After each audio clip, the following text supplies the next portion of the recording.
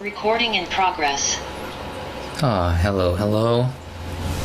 Having a week 6 of these journals. I think technically week 8 of me actually working on them, but 6 video I've uploaded, so I guess it's week 6.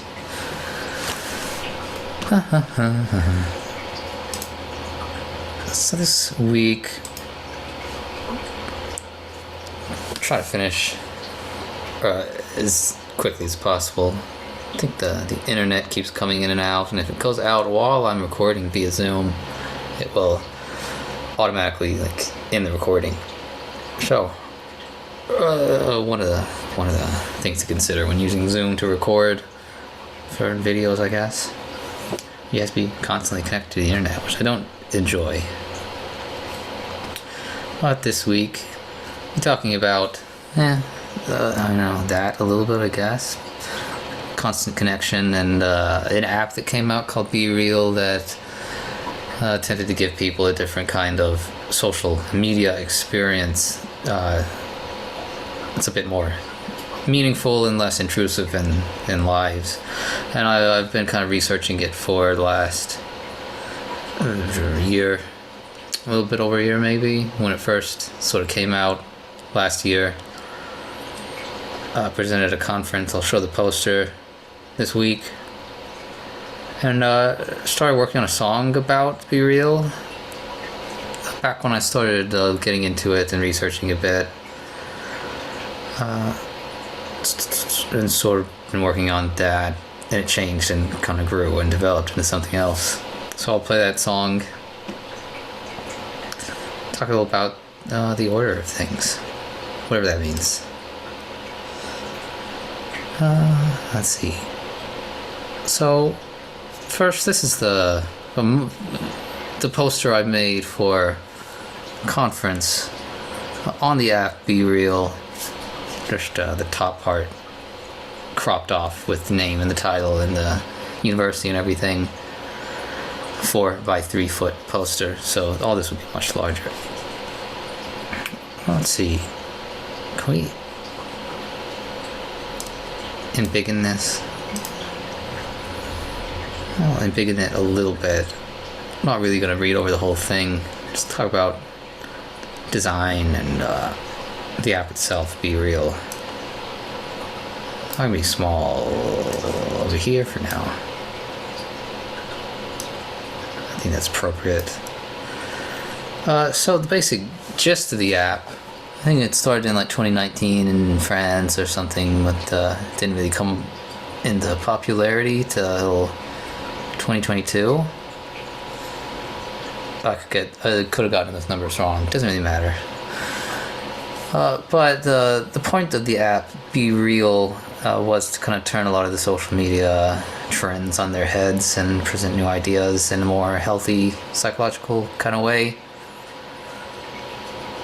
Yeah, it does this very interesting ways.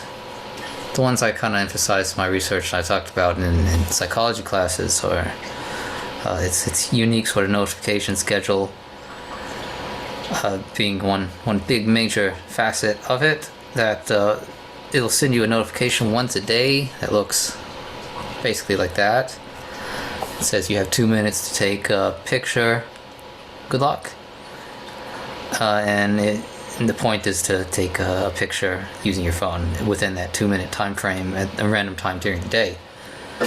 And that is called a variable interval reward schedule, meaning it happens at a regular time, which is once a day, but at a variable actual time throughout that day.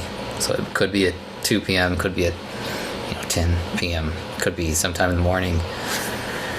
I think it's very interesting notification schedule and social media schedule to have relative to all the other ones, which Snapchat, TikTok, Instagram, and Facebook, all of them, they get their value from selling ads and getting user information, and the more time you spend on their app, the better, for them at least. So that's their goal. But Be Real, it's kind of intentionally designed to not be used very much, only once a day. Maybe part of the reason it is kind of left popularity. It was number 1 in social media, and the last time I checked a few months ago it was like number 17 or something, but people still apparently use it, usually just in along with other social media apps as well.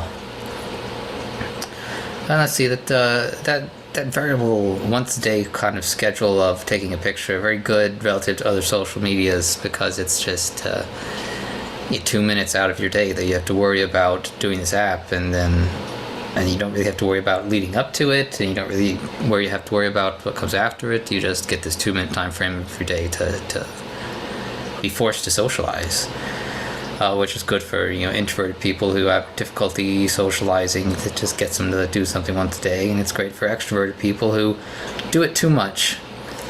And it kind of helps find a nice, healthy psychological self-pace for social media usage.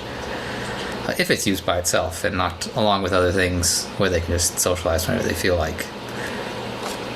Oh, good. And then since it happens like at the same time every day for everyone, like everyone can sit around the campfire at night and talk about what was happening leading up to Be Real going off and the picture they took, and yada yada yada. It creates little powerful 2-minute memories once a day, and ensures you're kind of like doing something throughout the day. Because if you just sit around in your apartment all day, there's not really anything to update Be Real about every day. Like, oh look, I'm in my apartment on my couch again. Oh look, I'm in my apartment on my couch again. Whereas you might want to show the world that you're living life and biking and walking around in nature or spending time with friends or something. So you want to kind of be doing different things to satisfy the niche of living an interesting lifestyle for social media. So a lot of interesting little psychological effects come out of that 2 minutes once a day notification schedule relative to other applications. And most of the hey cat. And second thing is that it doesn't use filters, and like the 2-minute time frame itself kind of gives you this very limited amount of time to put the framing of the shot together and think about what to do with it and everything, and which is one type of filter. But it also just literally doesn't allow you to use like filters for your face to make you or take all your wrinkles away or beautify it or whatever.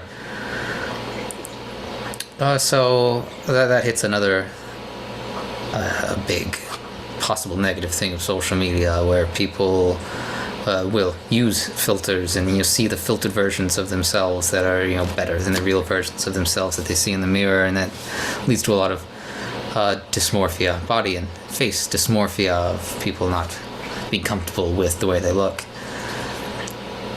Even something called Snapchat dysmorphia, which has arisen, where people specifically think about their filtered versions of themselves, and they'll like take them to plastic surgeons and say, this is what I want to look like, with like a reference to a Snapchat filter. They want to look more like that. So it kind of forces people to live in reality for those 2 minutes. Creating those highly memorable 2-minute experiences that are very realistic and unfiltered in time and with technology. And the last thing, it incorporated interesting use of cameras, where it uses the front camera and the back camera at once of the phone, so it captures your face like in the corner like this. And the environment of where you're pointing the phone behind it. About like a selfie, but you can just hold that in front of you and kind of place it a little more directly than trying to like back it up into a selfie. So yeah, it was innovative in a multitude of ways. Be Real, and then other applications kind of stole a lot of the general ideas. TikTok, Instagram, Snapchat, I'm sure other social media giants kind of incorporated and learned from it. And they have like a once a day app, like structures that you can dive into, and the candid, more about being unfiltered, and they incorporated different usages of the dual cameras. So it's Be Real, even if it didn't like completely turn social media on its head and change things and fix addiction and dysmorphia and all that stuff. It did bring it all to light, I think. Brought to light a lot of the problems that are present in social media, and led to a lot of interesting changes and thought about it. There's a lot more I can say. I've literally given hour and 15-minute long lectures about the psychology of Be Real. So I have whole PowerPoints for it and stuff, but yeah, whatever. This is good. Nice quick gist of what I did with my research. Oh yes. What else was I going to talk about? Yeah. I don't really like talking too much right now. Not really in the mood. So I'll play the song. The song is called, this song used to be called Be Real. So back when I started writing it, it was just mostly about the app. That's how most songs write. Like, oh, I'm researching an app, so I'll be writing a song about it. Or there's a thing happened in life and I would write a song about it. And then it kind of adds additional meaning and themes, like with the album I'm working on and with other things that happen in life and whatnot. In this, like, I was constantly researching the app, which I never actually downloaded, by the way. I'm not really a social media fan, honest. I like the idea of it, but I never got it myself. I started with the app, and then I've been writing the song with it and incorporating those general themes of the psychology of the like front and back camera, kind of exploring that of like you have to like synchronize and combine the two different viewpoints, different perspectives of how you can look at the world attention-wise. Either you can look at it from your own, like as your own like face, like me here in the corner, or during Be Real, like your face in the corner of the application. So you like observe your emotions and yourself and your body and your reactions and stuff, and that can be the entirety of your attention, or you can look out at the world and kind of lose yourself in the moment, or lose yourself in the environment or a movie or with your friends, or whatever it may be, and kind of live an experience from that perspective of living in the world. And then Be Real does a good job of combining those things. Like, here's me and my existence and my feelings and everything within the context of what's going on around me.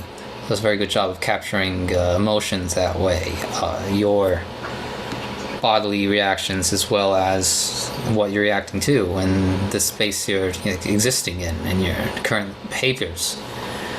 It's just a good job of playing sort of a forced middleman between those two aspects of viewing the world. And in the rushed sort of time frame of 2 minutes once a day, bug. It was fun exploring, psychologically,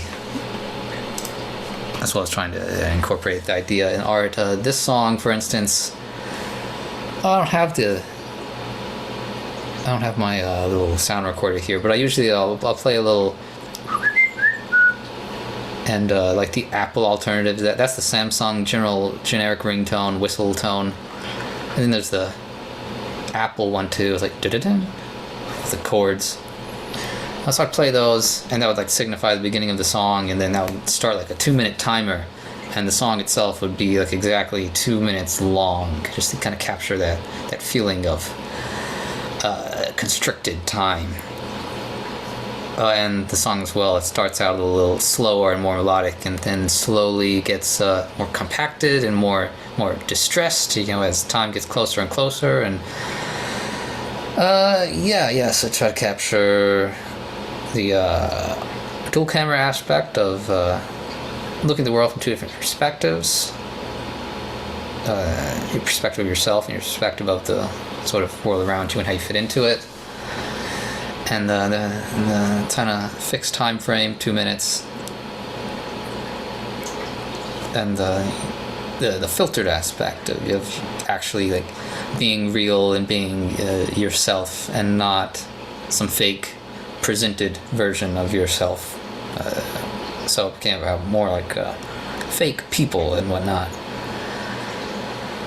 and as well like body dysmorphia. kind of made its way into multiple of my songs that I've already kind of played or I'm going to be playing. But it started with the research into this app and Snapchat dysmorphia. Yeah, so that's kind of the themes from the app Be Real that I got. And then, more kind of accumulated over time, and as I try to fit it into the rest of the album. And also a theme of it became like I have this song that I'm working on, but I'm not making any progress towards it, and I'm not like doing anything with it, and I'm like trying to force it into existence, which is the opposite of like the meaning of the song, that you should just do things and be and exist and be real. Just sitting around for months trying to contemplate the words of a song and the perfection of it and everything. The more you do that, the less real it is. So I sat on the idea of a song called Be Real for 8-9 months or so, and just like putting the themes together and maybe writing a lyric here and there, and just never coming up with any actual parts to it until the summer came around and I could sit and kind of do it. And I tried to force myself to just kind of write out the whole thing in a limited sort of time frame. Yeah. Well, I could talk about it. More stuff, I guess, but I just want to play it. And I had to actually take a few things I really liked out of this song that I'm not sure are going to make it into other songs, just to kind of keep the 2-minute time frame thing going. Yeah, bug. I'm going to experiment here a little. I'm going to try to play without the headphones on, because I think it throws me off a bit sometimes. Everything's so quiet and like contained like in a box when I'm wearing my headphones and just listening to what's coming out of the microphone.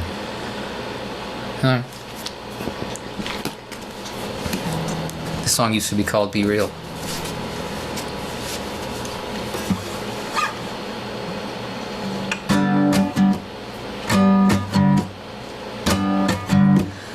You hear both of the voices on your shoulders begin to chatter. They offer choices, but both seem rather black and white to you. You ask to clarify. They say particulars don't matter. You try to compromise, but neither wanna hear your point of view. The one who's wreathed in light says, stay the path of least resistance. There is no wrong or right, just doing what you need to keep the peace. The one with fiery eyes says, push yourself beyond their limits.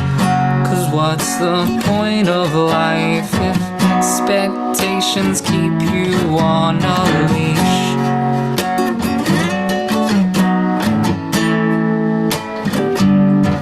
Won't you tell me what you hear in silence and what you see when the lights go out? Do you hallucinate the ghost of things long past as if they're happening now?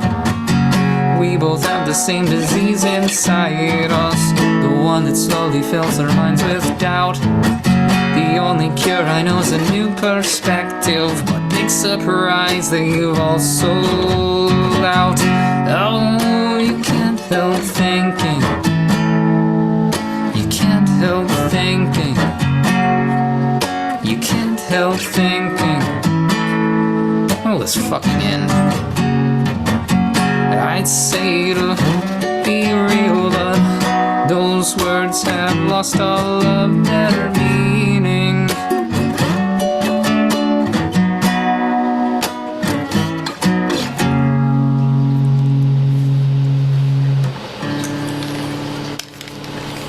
Alright, hopefully that sounded okay, as in like the level of guitar and singing and whatnot relative to me just speaking like this.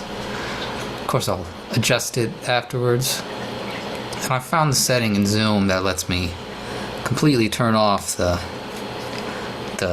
noise canceling aspect. So I noticed on the last video there's a lot more of background noise. That would be a dehumidifier and a fountain for my cat's water. Just constantly sort of droning. I think normally Zoom would detect those as noise and cancel it mostly out. Whatever. Now what am I going to talk about? What am I going to talk about? I haven't really thought about it too much. I've been thinking about, since my mid-20s or so, like, the order of things, especially with teaching, of beginnings, like middles and ends, or just stories, narratives, I guess, and these little 2-minute spurts of Be Real, the app, create the powerful little 2-minute memories that have some build-up leading to them, and like getting the notification while you're biking or something, and then it goes off, and you have this time frame where like trying to set up the photo and take like the right photo and get it sent out in those 2 minutes, and then there's how it concludes and ends the rest of the day, and it's a cool app for creating those kinds of flashbulb narrative sort of memories, kind of guaranteeing some little story to tell every day.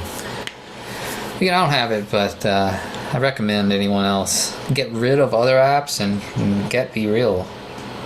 If it still exists. I have no idea. Even at the time of this recording, I haven't really researched or looked into its current progress other than looking into the psychological aspects of it. I